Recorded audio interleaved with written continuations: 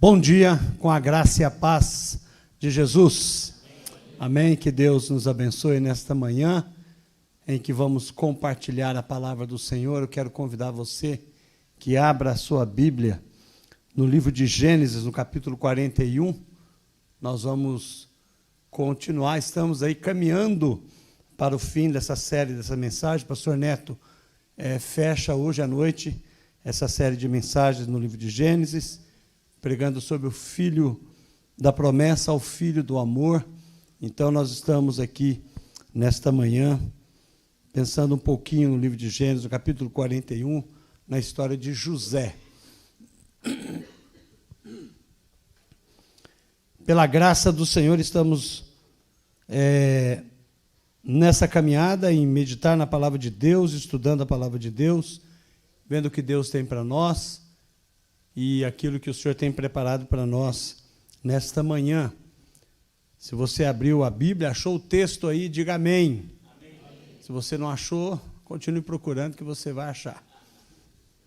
Muito bem, diz assim o texto da palavra de Deus, o verso 14 até o verso 16 de Gênesis 41.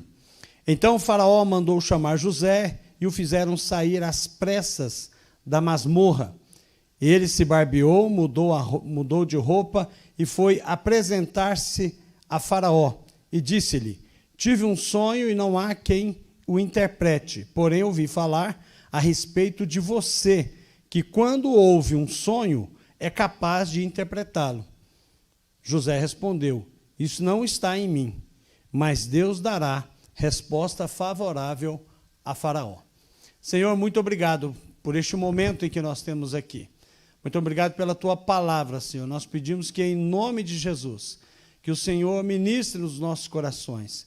Fala a cada um de nós e que nós possamos aprender e aprender aquilo que o Senhor tem preparado para nós esta manhã. Nós te louvamos no precioso nome de Jesus. Amém. Essa é a caminhada da vida de José. E nós temos, desde o domingo passado, pastor André e pastor Gregory, na quarta-feira, falando um pouco sobre a vida de José, e nós aprendemos que José, filho de Jacó, com Raquel, preferido de seu pai, e por conta disso, odiado por seus irmãos. E pastor André falou, domingo passado, que ele era considerado um X9, porque ele entregava os erros do seu irmão para o seu pai, né? E isso causou em seus irmãos mais ódio ainda. E era também um sonhador. Nós, caminhando na história de José, a gente vê que, em certo momento, ele tem um sonho, ele conta o seu sonho aos seus irmãos, que eles estão colhendo trigo, e o feixe de trigo que José estava com ele se levantou acima dos seus irmãos, e os feixes dos seus irmãos se curvaram diante do feixe de José. Aí os irmãos: você está querendo dizer o quê? Que você vai governar sobre nós? E até o pai de José, que amava tanto, deu uma dura nele. Que é isso? Você acha que você vai dominar sobre nós? Na verdade, ia mesmo, né? Na verdade, aquilo era algo que Deus já estava apresentando. No capítulo 37, lá perto do verso 20, os irmãos de José resolvem matar José, por inveja, por raiva, por ciúmes, porque ele era o filho preferido do seu pai. Então, eles planejando matar, eles, na última hora, em vez de matar, jogam ele num poço. Então, vamos vender ele para os ismaelitas. Ele é vendido por 20 moedas de prata, e ele é levado para o Egito, e lá no Egito ele é vendido ao comandante do faraó, a Potifar. O verso 3 e o verso 4 do capítulo 39 diz o seguinte: Potifar viu que o Senhor estava com José e que tudo que ele fazia, o Senhor prosperava em suas mãos. Assim José achou favor diante dos olhos de seu dono e o servia. E ele pôs José por mordomo de sua casa e lhe passou às mãos tudo o que tinha. Interessante. Pastor Gregory destacou na quarta-feira que muitas vezes no texto na vida de José, aqui no momento na casa de Potifar, é falado que José tinha um dono. José era um escravo. Ele estava fora da sua terra, ele foi vendido pelos seus irmãos e ele trabalhava como escravo. E mesmo sendo um escravo, ele prosperava. Tudo que ele fazia, ele prosperava. Nós vamos entender um pouquinho mais sobre isso aqui. Mas como pode alguém prosperar em uma condição tão humilhante? Como pode? Como é que pode José prosperar como um escravo que foi vendido e não tinha salário e era colocado para trabalhar e fazia as coisas ali por obrigação? Mas algo interessante está no verso 2, quando o texto diz: o Senhor Deus estava com José, que veio a ser homem próspero, e estava na casa do seu dono egípcio. Deus estava com José. O segredo da vida de José, que foi uma bênção na vida de tantas pessoas, é a presença divina. Se eu colocasse um título nessa mensagem, eu colocaria como presença divina. E é exatamente o que acontece na vida de José. Por isso que ele, ao se tornar escravo, ele vai trabalhar de tal forma que ele vai se destacar. Ele vai se destacar porque no coração dele, que tinha presença divina, a gente vai aprender que a presença divina proporciona consolo na caminhada da vida. José sabia que em algum momento Deus ia honrá-lo. E ele decide, então, fazer aquilo que o Senhor pôs nas mãos dele da melhor forma, porque ele sabia que Deus estava com ele. Salmo 145 diz: perto está o Senhor de todos os que o invocam, de todos os que o invocam em verdade. Se nós queremos ter a presença de Deus na nossa vida, se nós queremos ter o consolo que vem do Senhor, ter a presença que vem do Senhor, nós precisamos buscar a Deus. Precisamos aprender que quando nós lemos a Bíblia, nós estudamos a Bíblia, a palavra de Deus está cheia de promessas para a nossa vida, para a sua vida, para a minha vida, para que nós possamos ter uma caminhada suave no mundo tão conturbado, só com a presença de Deus. E nós precisamos tomar posse da palavra do Senhor, das promessas do Senhor, que o Senhor se faz presente em nossas vidas. E José tinha essa certeza. Quem tem a presença de vida, quem tem a presença divina, é encorajado a enfrentar as batalhas dessa vida.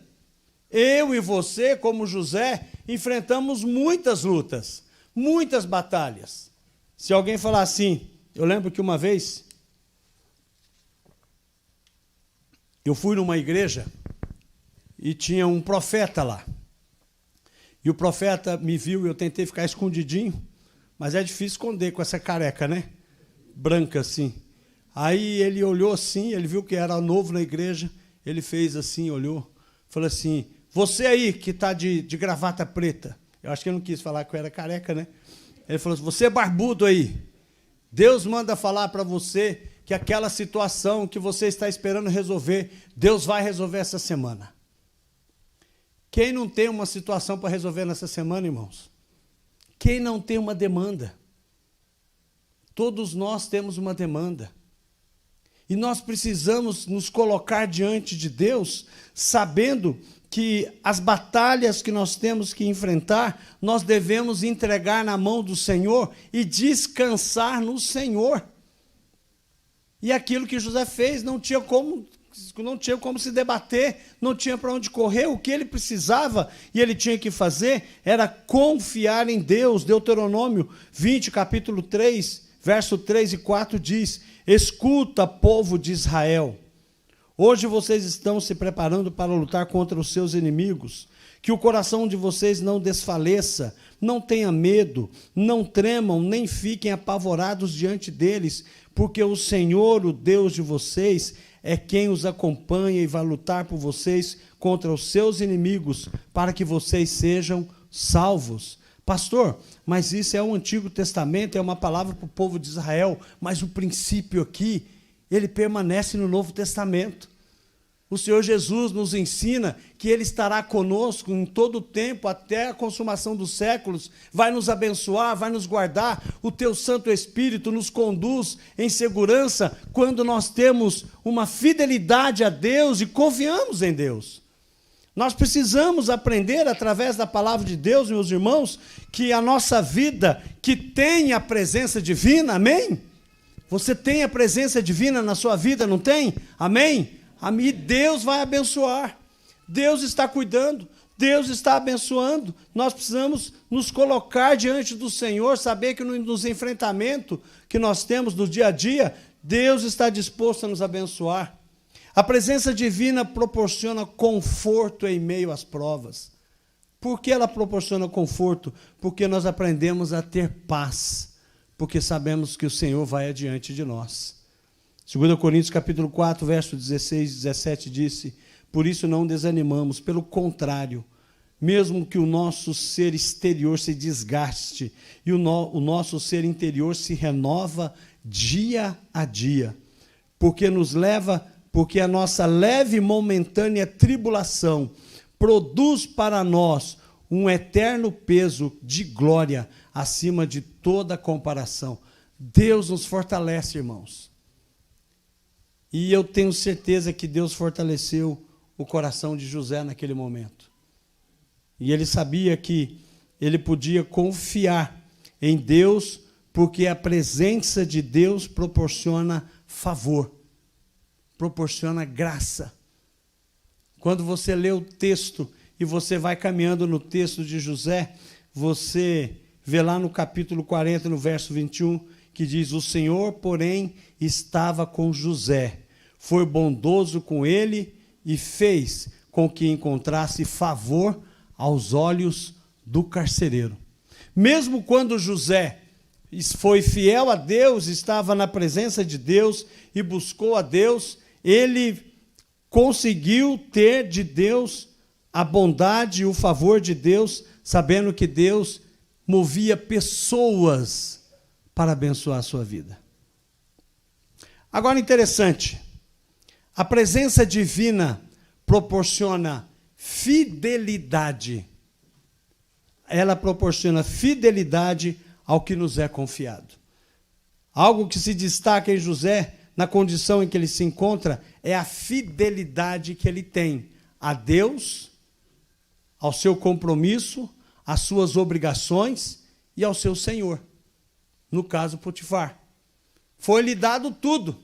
Potifar abriu as portas para ele.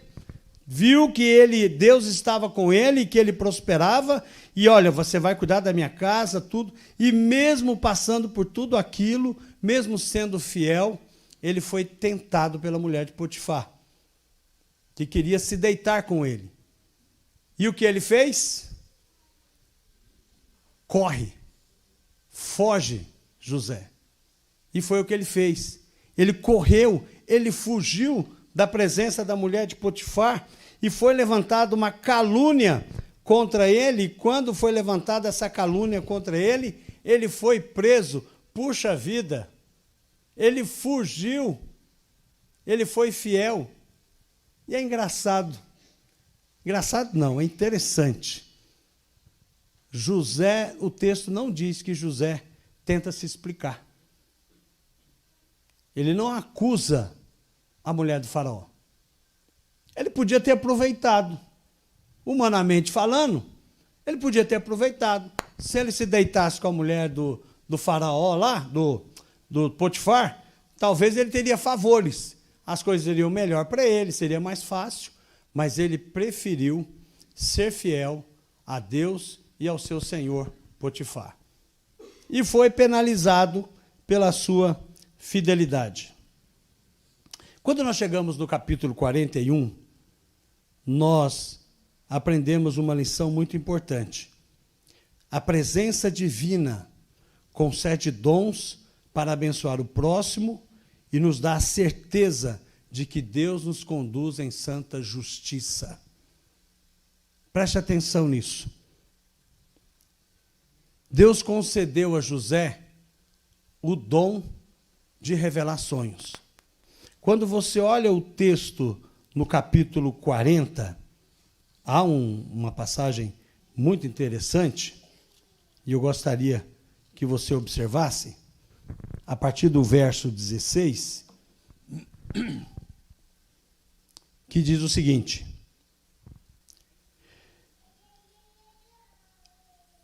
dois dos encarcerados que está com ele têm um sonho. E o sonho é o seguinte: então o copeiro-chefe contou o seu sonho a José e disse: em meu sonho havia uma videira diante de mim, e na videira havia 3 ramos. Ao brotar a videira, havia flores, em seus cachos produziam uvas maduras. O copo do faraó estava na minha mão, peguei as uvas e espremi no copo de faraó e entreguei a faraó. Então disse José: esta é a interpretação do sonho. Os 3 ramos são 3 dias. Dentro de 3 dias, faraó vai reabilitar você e reintegrá-lo ao seu cargo. E você lhe dará o copo na mão dele, segundo o costume antigo, quando era o seu copeiro. Porém, lembre-se de mim quando tudo lhe correr bem. Peço que você seja bondoso para comigo e fale a meu respeito com o faraó. E me tire desta prisão, porque, de fato, fui roubado da terra dos hebreus e aqui nada fiz para que me pusessem nesta masmorra. Aquele copeiro tinha sido punido e estava preso, estava pagando pelo seu crime, estava sendo punido, e José, então, revela o sonho para ele. Só que tem um padeiro, e o padeiro também estava sendo punido pelo faraó, e quando ele viu o sonho do copeiro, que foi revelado para ele o que aconteceria, ele se animou. Tadinho. Veja só o texto. Vendo o padeiro-chefe que a interpretação era boa, disse a José: eu também sonhei, e eis que 3 cestos de pão branco estava sobre a minha cabeça. No cesto mais alto havia todo tipo de comida que um padeiro faz para o faraó, e as aves comiam do cesto que estava sobre minha cabeça. Então José disse: esta é a interpretação dos sonhos. Os 3 cestos são 3 dias. Dentro de 3 dias, faraó vai mandar cortar a sua cabeça e pendurá-lo numa árvore, e as aves comerão da sua carne. Eu acho que o padeiro não acreditou nele, não. E no 3º dia era o aniversário do nascimento de Faraó. E ele deu um banquete a todos os seus servos. E no meio destes reabilitou o copeiro-chefe e condenou o padeiro-chefe. Reentregou o copeiro ao cargo ao qual o copo na mão do faraó. Mas mandou enforcar o padeiro-chefe como José havia interpretado. Porém o copeiro-chefe não se lembrou de José e esqueceu-se dele. José tinha um dom.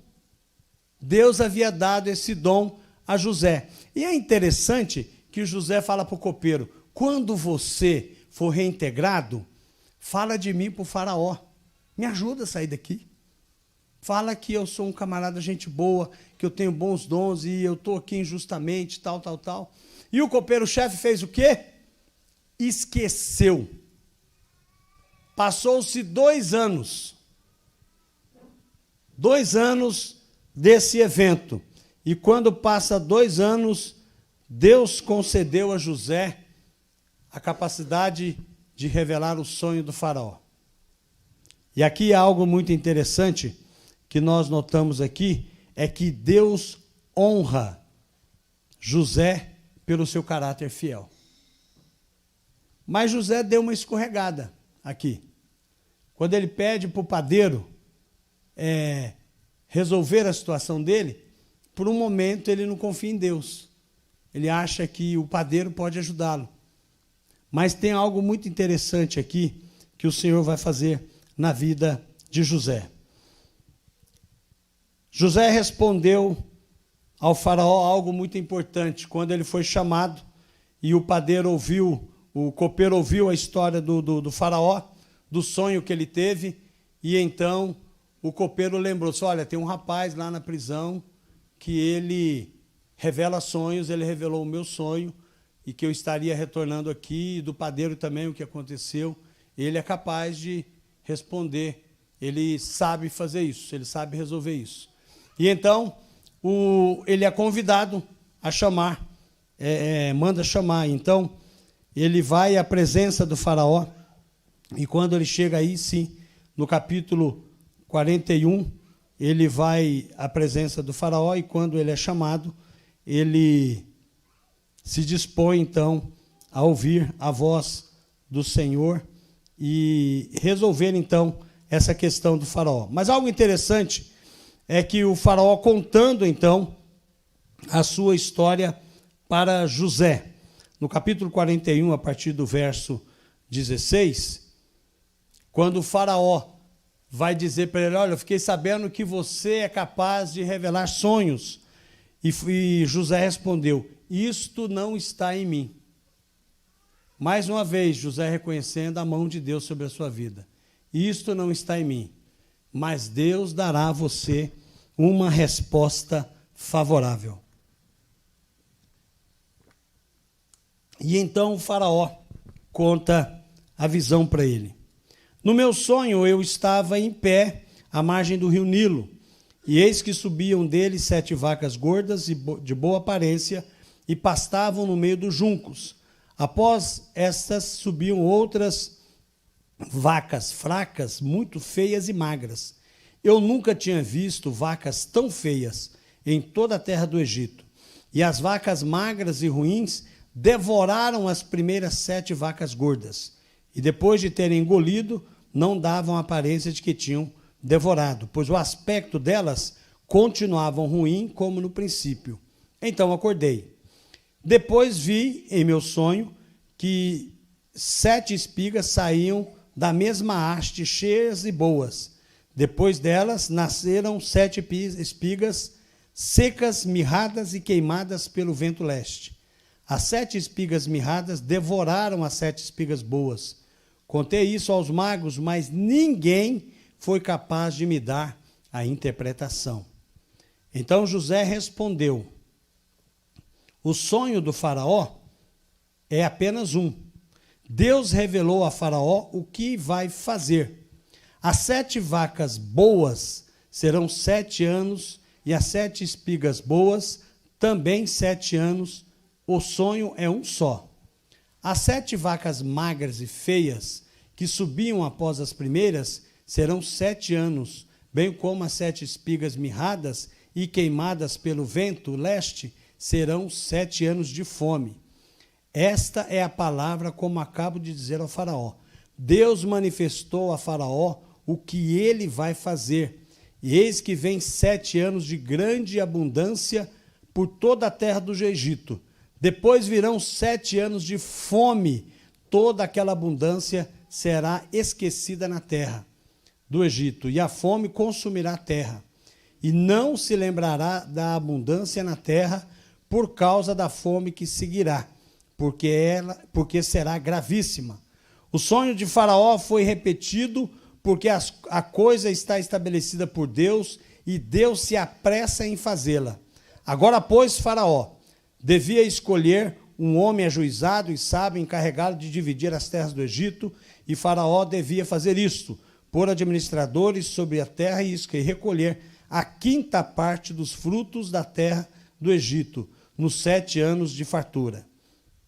Esses administradores deviam ajuntar toda a colheita dos bons anos que virão e recolher cereal por ordem do faraó, para mantimento nas cidades e guardá-los em armazéns. Assim o mantimento servirá para abastecer a terra por 7 anos, nos 7 anos da fome que haverá no Egito, para que a terra seja destruída pela fome. O conselho agradou a Faraó e todos os seus oficiais. Então o Faraó perguntou aos seus oficiais, veja Deus honrando José, será que poderíamos achar alguém melhor do que José, um homem em que está o Espírito de Deus? Depois Faraó disse a José: visto que Deus revelou tudo isto a você, não há ninguém tão ajuizado e sábio como você. Você será o administrador da minha casa, e todo o povo obedecerá à sua palavra. Somente no trono serei maior do que você. Deus nos traz, através da sua presença divina, honrar cada um de nós e nos abençoar. Muito interessante, porque Deus, ao honrar José diante de todo o povo, Deus é louvado e Deus é exaltado até por aqueles que não reconhecem Deus.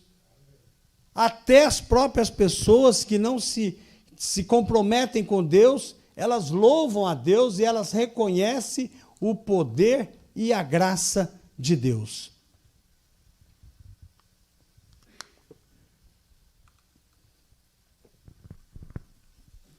Sabe que, de toda a história de José, algo que é muito importante para nós é saber que Deus está conosco. Se nós formos fiéis a Deus, Deus nos abençoará. Deus tem compromisso com quem tem compromisso com Ele. Se você fizer a tua parte, Deus cumpre a parte dele em abençoar a sua vida e te resguardar. Sustentar você, sustentar a sua família. José nos mostra que servir a Deus não significa que estamos livres de passar por momentos difíceis, de lutas financeiras, de problemas de saúde, de problemas emocionais e de sermos injustiçados. Eu não trago aqui uma mensagem antropocêntrica, em que José é um coitadinho e Deus vai exaltá-lo, nada disso. Nós somos pecadores. José era um homem pecador. Mas o que se apresenta aqui não é a vida de José, o que se destaca aqui é a fidelidade de Deus, o cuidado de Deus para conosco. Quando eu olho para a vida de José e vendo que os seus irmãos o vendem, por pior irmão que ele fosse, ele não merecia passar aquilo, né? Mas Deus tem um propósito em tudo. Deus permite o que aconteceu com José, e o propósito de Deus é realmente fazer com que a vida de José fosse um instrumento nas mãos de Deus para salvar a sua família, para salvar o seu povo, para que a promessa de Deus, como nação de Israel, pudesse se cumprir. E mesmo sendo injustiçado, mesmo sendo alguém que é fiel a Deus e ao seu Senhor, ele mostra para nós que você deve, e eu e você, nós devemos ser pessoas que busquem fazer o nosso melhor para Deus. Seja o melhor crente que você puder ser. Não seja um crente melhor que o seu irmão, não seja um crente melhor que o outro, não procure fazer que a sua igreja seja melhor que outra igreja, não. Procure ser um crente melhor que você possa ser. Como procure ser um funcionário, lá da onde você trabalha, o melhor que você pode ser, não melhor que os outros, mas dê o seu melhor. José, enquanto foi ali, cuidou da casa de Potifar, ele fez o seu melhor. E era escravo. E quando ele foi para a cadeia, na prisão, ele foi o melhor prisioneiro. O que José ia fazer na prisão? Talvez lavar os dejetos dos outros. Talvez ensinar para os outros, olha, a gente está vivendo aqui nesse mundo aqui, nessa cadeia emporcaiada aqui, mas a gente tem que se cuidar. Vamos limpar o ambiente, vamos manter o ambiente organizado, limpo. Assim como você puder, tome banho. Acho que essas eram as orientações que José dava para os presos. Talvez ele falasse, gente, não vamos brigar entre nós, não, vamos ficar aqui tranquilo, vamos viver em paz o tempo que nós estamos aqui. Nós temos que passar por isso. Eu imagino essas coisas, que José fazia isso. José, então, ele fazia o quê? ele dava o seu melhor. E quando você der o seu melhor, aonde você está, não importa a condição em que você esteja, Deus abençoará a sua vida. Deus vai cuidar de você, Deus vai sustentar você, Deus vai derramar paz, vai derramar consolo sobre a sua vida. E olhando para José e vendo como ele foi injustiçado e como ele buscou, é interessante quando ele chega lá no copeiro e fala, olha, quando você estiver lá, ouve a minha petição, fala do faraó. Deus não fez. Sabe por que Deus não deixou? Porque Deus é que quer ser reconhecido em tudo. Eu experimentei, há 2 anos atrás, uma situação que nós passamos na família, e nós pensamos assim, bom, nós vamos agir assim, eu tenho pessoas que eu conheço lá na igreja, que pode ajudar, alguém que conhece fulano de tal, que pode abrir as portas ali e tal, e quando eu vinha planejando isso, Deus falou comigo, irmãos. Eu não sei como ele falou, não sei se falou no coração, na cabeça, não sei se foi voz audível, mas eu entendi Deus falando assim, quem vai fazer sou eu. É eu que vou fazer. Ninguém vai fazer por mim, é eu que vou fazer. E aí quando a gente vinha no carro, todo mundo conversando, eu me calei. E quando nós estávamos aqui, no momento de fazer o que tinha que ser feito, as pessoas falaram, e aí, vamos fazer aquilo? Eu falei assim, olha, Deus falou para mim que quem vai fazer é Ele. Sabe de uma coisa, irmãos? Foi Ele que fez. Ele fez tudo o que tinha que fazer. Não foi outras pessoas. Não foi ajuda, não foi parcerias, não foi amigos. Deus é que fez. Porque a porta que Deus abre, ninguém fecha. A única coisa que Deus quer de nós é que nós possamos ser fiéis a Ele. Seja fiel a Deus. E Ele vai honrar você. Eu lembro de outra pessoa, outro personagem. Quando eu vejo a história de José, vem muito a história de Jó. E Jó era um homem que nós sabemos tudo que ele passou, e por diversas dificuldades que ele passou, em nada daquilo ele blasfemou contra Deus. Ele foi fiel a Deus. E é interessante, porque no capítulo 23 de Jó, a partir do verso 3, quando Jó está sendo acusado pelos seus amigos, quando ele está em dúvida sobre tudo aquilo que está acontecendo, naquele contexto do Antigo Testamento, achando que Deus estaria num local específico, Jó diz o seguinte, quem dera eu soubesse onde encontrá-lo. Encontrar quem? Encontrar Deus. Então eu me chegaria ao seu tribunal, exporia diante dele a minha causa, encheria minha boca de argumentos, saberia com que palavras ele me responderia e entenderia que ele fosse me dizer. Será que ele discutiria comigo segundo a grandeza do seu poder? Não, ele me atenderia.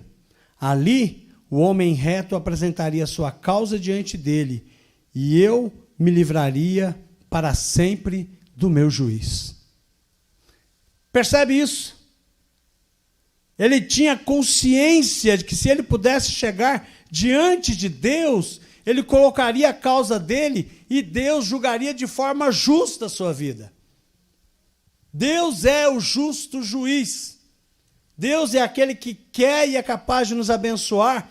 E ele encerra, Jó também vai dizer que no final da sua acusação, quando ele está sendo acusado, ali no capítulo 19, ele vai dizer, porque eu sei que o meu Redentor vive e por fim se levantará sobre a terra, depois de ter revestido o meu corpo e minha pele, em minha carne verei a Deus, eu verei por mim mesmo, os meus olhos o verão, e não outros. Ele está dizendo, mesmo que eu morra, eu seja sepultado, Deus se levantará sobre o meu túmulo, e Ele fará justiça.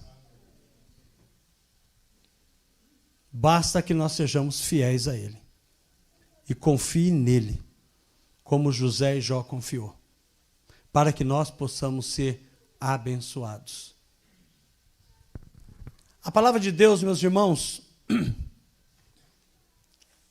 nos ensina, através da vida desses homens, que o que é mais importante na sua vida, na minha vida, é a nossa comunhão com Deus.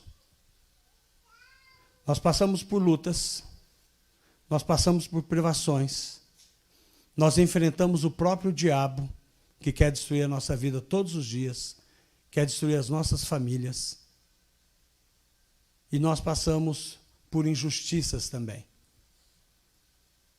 Talvez você, algumas vezes, foi alvo de calúnia, de mentira, de injustiça, de difamação, e às vezes nós nos revoltamos, ficamos entristecidos com isso.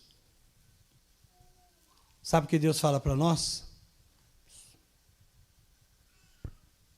Fica quieto. O reverendo Hernandes Dias Lopes, numa mensagem, ele disse o seguinte: cuida da sua comunhão com Deus, e Deus vai cuidar da sua reputação. Deus vai cuidar da sua vida e da sua reputação. É Ele quem faz justiça. Tão somente confie nele. Que Deus nos abençoe. Amém. E que a nossa vida de comunhão seja algo sério. Sério, irmãos. Sério. Uma vez eu vi um pregador dizendo que a melhor interpretação da palavra temor é compromisso. É levar Deus a sério. Levar a sua vida cristã a séria.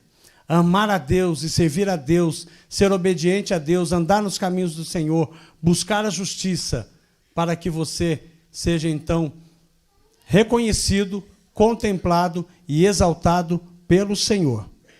É o Senhor que levanta, é o Senhor que exalta. No momento certo, José foi levantado, foi exaltado, para a glória de Deus, para o propósito de Deus. Não é para a nossa glória, não é para o nosso próprio propósito, mas para a glória de Deus. Vamos ficar em pé? Quero orar com você neste momento. Senhor, em nome de Jesus, nós te louvamos, te agradecemos pela oportunidade que o Senhor nos dá nesta manhã, de aprender através da sua palavra, ó Deus, com a vida de José, a confiarmos no Senhor, buscar o Senhor com uma vida de oração, uma vida de compromisso, Senhor, para que nós possamos, ó Deus, ver a tua mão poderosa cuidando de nós, da nossa família, da nossa igreja e da nossa reputação, Senhor. Que possamos, ó Deus, andar em santidade de vida, para que a tua vontade seja contemplada através de nós. Abençoa os meus irmãos, abençoa as minhas irmãs que aqui estão. Derrama sobre nós o teu cuidado e da tua graça, ó Senhor. E se há alguém aqui nesta manhã que ainda não tem um compromisso contigo, Senhor, essa manhã é manhã de salvação. Que essa pessoa possa tomar a decisão de receber Jesus como Salvador e Senhor da sua vida. Muito obrigado pela oportunidade que o Senhor nos concede nesta manhã. Oramos no nome de Jesus. Amém.